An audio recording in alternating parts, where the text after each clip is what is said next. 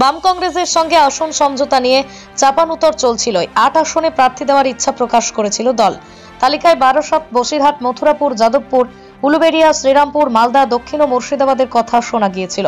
শেষ পর্যন্ত জোটের দরজা খোলা রেখে প্রথম পর্যায়ে ৮টি লোকসভা কেন্দ্রের প্রার্থী তালিকা প্রকাশ করে দিল নওশাদের দল। তা নিয়ে এখন জোর চর্চা রাজ্য রাজনীতির আঙিনায়। মালদহ উত্তর থেকে লড়ছেন মোহাম্মদ সাহেব, জয়নগর থেকে লড়ছেন মেঘনাথ হালদার, মুর্শিদাবাদ থেকে লড়ছেন হাবিব শেখ, বারাসত থেকে লড়ছেন তাপস বন্দ্যোপাধ্যায়, বসিরহাট থেকে লড়ছেন মোহাম্মদ শহীদুল ইসলাম মোল্লা, মথুরাপুর থেকে লড়ছেন অধ্যাপক অজয় কুমার দাস, শ্রীরামপুর থেকে শাহরিয়ার মল্লিক, ঝাড়গ্রাম থেকে লড়ছেন অধ্যাপক বাপি সোরেন। শোনা যাচ্ছিল যাদবপুর ও ডায়মন্ড হারবার থেকে দাঁড়াতে পারে আইএসএফ এর প্রার্থীরা, কিন্তু এদিনের প্রার্থী তালিকায় 2 আসনের জন্য কোনো প্রার্থীর নাম ঘোষণা করা হয়নি। সূত্রের খবর, বাম কংগ্রেসের সঙ্গে জোটের স্বার্থেই যাদবপুর থেকে প্রার্থী ঘোষণা করা হয়নি, তবে ডায়মন্ড হারবার নিয়ে আলোচনা চলছে। শোনা যাচ্ছিল এই আসন থেকে লড়তে পারেন খোদ নওশাদ, যদিও এই বিষয়ে এখনো কোনো নিশ্চয়তা পাওয়া যায়নি। প্রসঙ্গত, যাদবপুর আসন থেকে লড়ছেন বাম প্রার্থী সৃজন ভট্টাচার্য। তৃণমূলের হয়ে দাঁড়িয়েছেন সায়নী ঘোষ। বামেদের তরফে এখনো পর্যন্ত বাংলায় 17 আসনে প্রার্থীদের নাম ঘোষণা করা হয়েছে। এদিকে শ্রীরামপুর থেকে দাঁড়িয়েছেন বাম প্রার্থী দীপশিতা ধর, যদিও সেখানে প্রার্থী দিয়েছে আইএসএফ। বাম আইএসএফ এর প্রার্থী তালিকা সামনে এলেও এখনো পর্যন্ত অধীর শিবিরের তরফে বাংলার কোনো প্রার্থীদের নামই ঘোষণা করা হয়নি। Bureau report, Bengal news express. তারপরেও আমরা জোটের স্বার্থে মূল রাজনৈতিক প্রতিদ্বন্দ্বী যারা তাদের পরাস্ত করার স্বার্থে এই লিস্টে আপনারা দেখবেন আমরা যাদবপুরের নাম ঘোষণা করিনি। এখনো পর্যন্ত আমরা জোটের জন্যই ইঙ্গিত দিয়ে রাখছি। আপনারা লক্ষ্য করেছেন যে এর আগে আমরা দক্ষিণ মালদার কেন্দ্রের নাম ছিল, আমরা যেটা প্রকাশ করেছিলাম, দেখবেন ওটাও কিন্তু আমরা জোটের স্বার্থেই দক্ষিণ মালদা কেন্দ্রের প্রতিদ্বন্দ্বী করার প্রার্থীর নাম আমরা ঘোষণা করিনি। আগে যে 8টা সিটের কথা জানিয়েছিলেন তার ভেতর থেকে কটা হলো, কটায় করলেন? সাধারণভাবে দেখবেন খুব বেশি নাই, 2-3টে এদিক ওদিক হয়েছে। সেটা জোটের জন্যই দীর্ঘ পরপর আলোচনা হচ্ছে। আলোচনা চলার জন্য আমরা এই সিটে অল্টারনেট কিছু করতে হয়েছে আমাদের। যাদবপুরে যেমন জোটের প্রার্থী দিলেন, শ্রীরামপুরে তো তেমনি অলরেডি বামফ্রন্ট প্রার্থী ঘোষণা করে দিয়েছেন, আবার আপনারাও দিলেন।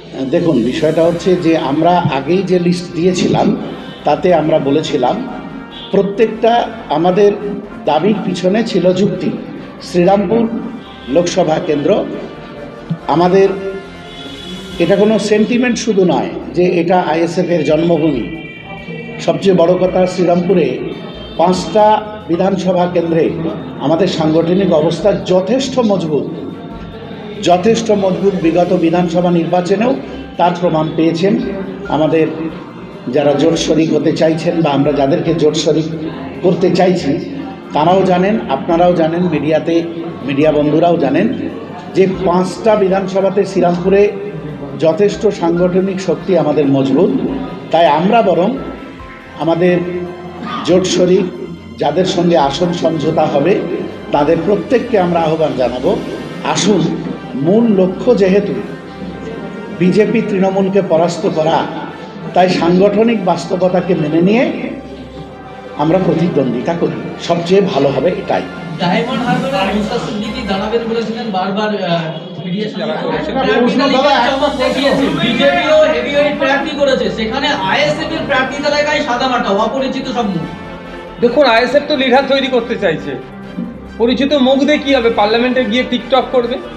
পরিচিত মুখ দিয়ে কী হবে? যেখানে কোশ্চেন আনসার সেশন থেকে শুরু করে, মেনশন থেকে শুরু করে, কলিং অ্যাটেনশন থেকে শুরু করে বিভিন্ন যখন ডিবেটে অংশগ্রহণ হতে তাদের দেখতে পাওয়া যায় না।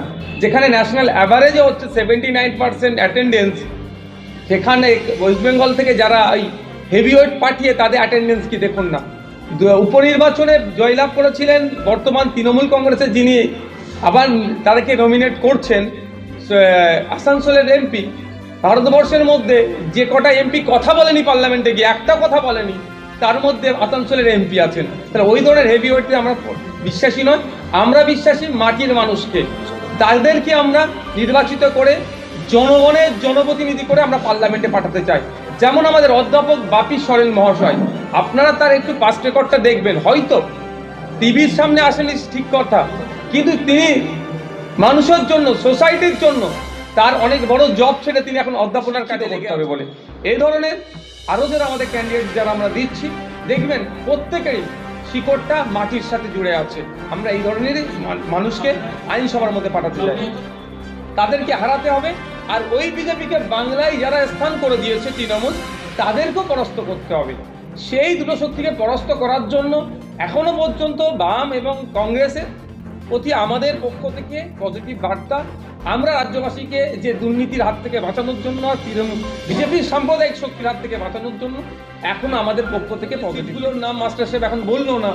সেই সমস্ত সিটগুলোতে আমাদের যে সমস্ত প্রার্থীরা, আমাদের সব থেকে বড় কথা হচ্ছে আমাদের কর্মীদের ডিমান্ড। রাজ্যের বিভিন্ন জায়গাতে আমাদের কর্মীদের ডিমান্ড এবং তারা প্রার্থী আমাদেরকে যা সাজেস্ট করছে, আমাদের যথেষ্ট শক্তিশালী প্রার্থী লিস্ট আছে। আমি দায়িত্ব নিয়ে বলতে পারি, অন্যান্য রাজনৈতিক দল যে চমকের কথা বলছেন, কে ক্রিকেটার দিচ্ছে, কেউ নায়ক দিচ্ছেন, কেউ বাইরে থেকে নিয়ে আসছেন, যদিও বাইরের বহিরাগততা আমি বিশ্বাসী নয়, সব আমরা ভারতীয়। তারপরেও বলছি আমরা যে করেছি মাটির সাথে যুক্ত আছে। একদিকে যেমন অ্যাডভোকেটসরা রেডি আছেন, প্রফেসররাও আছেন, বিভিন্ন শ্রেণীর মানুষদেরকে নিয়ে আমরা যাদের মাটির শিকড় যাদের মাটির সাথে যুক্ত তাদের নিয়ে আমরা ভেবে রেখেছি। কিন্তু বীরত্ব স্বার্থে আমরা এখন এই ফার্স্ট ফেজে আমরা লিস্টটা পাবলিশ করলাম, প্রয়োজন আমরা সেকেন্ড ফেজ পাবলিশ করতে পারি। মুর্শিদাবাদ লোকসভা কেন্দ্রে প্রার্থী হয়েছেন হাবিব শেখ। বসিরহাট লোকসভা কেন্দ্র থেকে প্রার্থী হয়েছেন মোহাম্মদ শহীদুল ইসলাম মোল্লা। ঝাড়গ্রাম লোকসভা কেন্দ্র থেকে প্রার্থী হয়েছেন অধ্যাপক বাপি সরেন। জয়নগর এসসি লোকসভা কেন্দ্র থেকে প্রার্থী হয়েছেন মেঘনাথ হালদার। বারাসাত লোকসভা কেন্দ্র থেকে প্রার্থী হয়েছেন তাপস ব্যানার্জি। মথুরাপুর লোকসভা কেন্দ্র থেকে প্রার্থী হয়েছেন অধ্যাপক অজয় কুমার দাস। শ্রীরামপুর লোকসভা কেন্দ্র থেকে প্রার্থী হয়েছেন শাহরিয়ার মল্লিক। নিজেদের মধ্যে কটা সিটের আপনারা করে নিয়েছেন, ভাগ করে নিয়েছেন, আপনারা কটা সিট ভাগ করেছেন এটার কোশ্চেন আগে দিন। আর আমরা আমাদের পক্ষ থেকে যে কটা প্রার্থী দিয়েছি, আমরা বুথ দখলও করবো না, বুথ জ্যামও করবো না, গণনা কেন্দ্র মারপিটও করবো না, মানুষের কাছে অ্যাপ্রোচ করব, মানুষকে বলবো আমাদেরকে ভোট দিলে, পার্লামেন্টে পাঠালে। এই কৃষক বিলের বিরুদ্ধে যখন বিল পাস হচ্ছিল, যাদেরকে পাঠিয়েছেন তারা ঘুমাচ্ছিল এক প্রকার, তাদের আমাদের প্রার্থী আপনাদের যখন জনপ্রতিনিধি হবে এরা ঘুমাবে না। সিএ থেকে শুরু করে বিভিন্ন জনবিরোধী যে সমস্ত বিষয়গুলো আসছিল তার বিরোধিতা করার জন্য একজনই যদি আপনারা পাঠান, আর 8 জনকেই পাঠান। একজন পাঠালে যেমন ইনকিলাব জিন্দাবাদ তাকে বলতে হবে, আর 8 জনকেই পাঠালে বা আগামী দিনে যে কটাকে দেবো তাকে পাঠালে ইনকিলাব একজন বলবে, বাকিজন জিন্দাবাদ বলবে, মানুষের অধিকারের কথা পার্লামেন্টের মধ্যে বলবে।